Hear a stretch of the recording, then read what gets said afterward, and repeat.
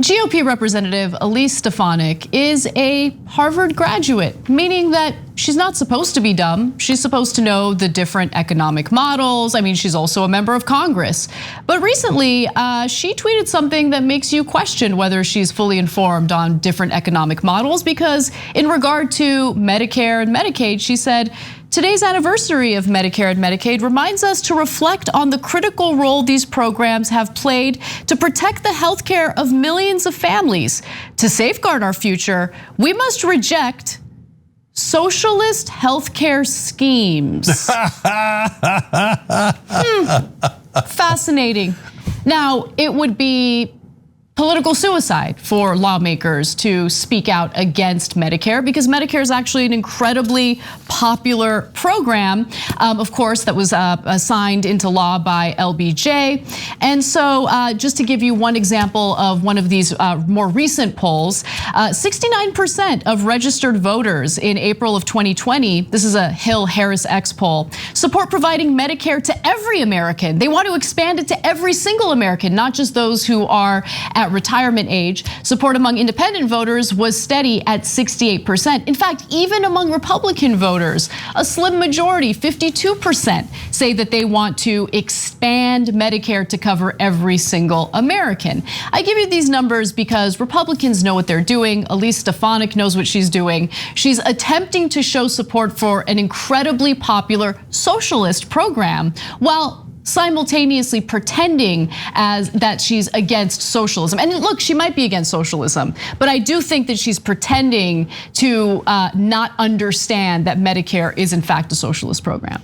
Yeah, so that's why we bring up the Harvard thing. It doesn't mean she's a genius, but what it does mean is probably enough intelligence to realize that Medicare and Medicaid are the most socialist programs we have, along with Social Security in this country. That is literally the government giving you retirement money, healthcare in your retirement, or healthcare if you really are needed if you're in poverty stricken. And that's the definition of socialism, where the government works together and pulls together community money and then doles it out to individuals who need it. And so every person that knows even a tiny bit about politics knows that. So she's perfectly aware of it, which then leads to the interesting question of why is she doing it? Why is she doing something that she knows is the opposite of true? Well, there's a couple of reasons for it. First is she thinks my voters are not intelligent at all. My voters are total dum-dums. So they won't notice that I'm doing this thing that's like, she's almost trolling her own voters. Right? Like, yeah, get your government hands off our Medicare, right? And she's like, they're not gonna get it. I guarantee you they had a discussion at her, inside her congressional office. They're not gonna get it, right? They're like, nobody's gonna realize, like the liberals are gonna realize, the left wing's gonna realize, the media's gonna realize that we're horribly wrong, but not one Republican voter will understand how horribly wrong we are, right? I'm sure they all agreed, yeah, our voters are idiots, so let's put it out there. But then that's only half the answer. Okay, but why is she doing it in the first place? Why is she purposely putting out something wrong?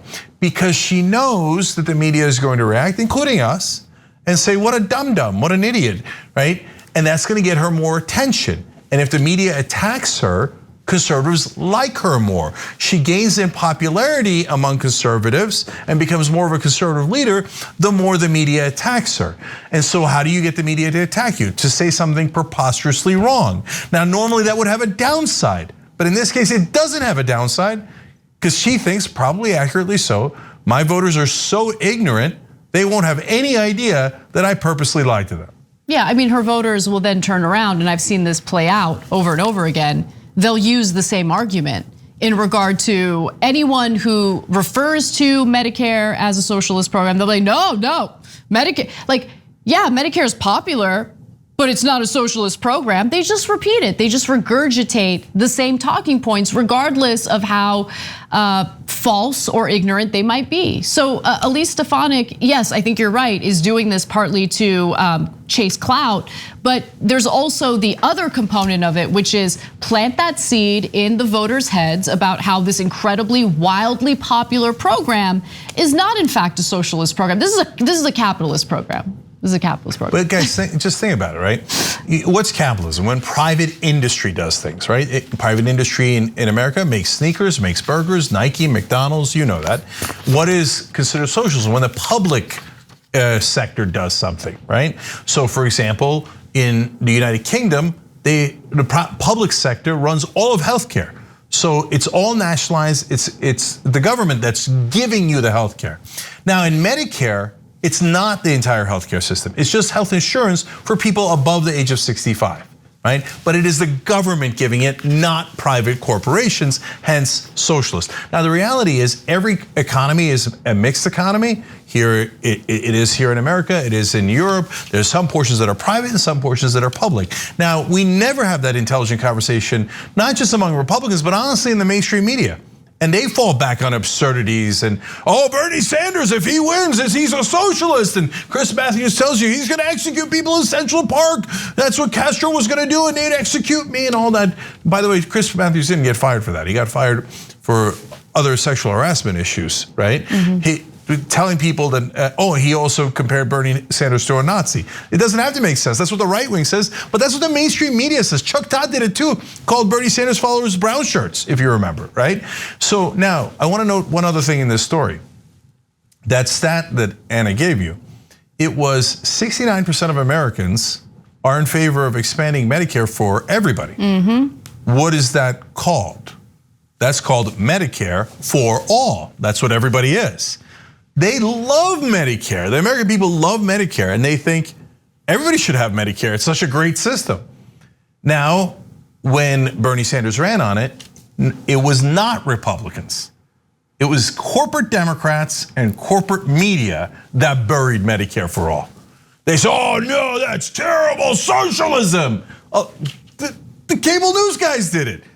Socialism, wait a minute, that means Medicare is for socialist. Medicare is socialist and Medicare is intensely popular. No, America will hate it. No, they don't. America loves Medicare. America loves Social Security. She even included Medicaid. America loves Medicaid, right?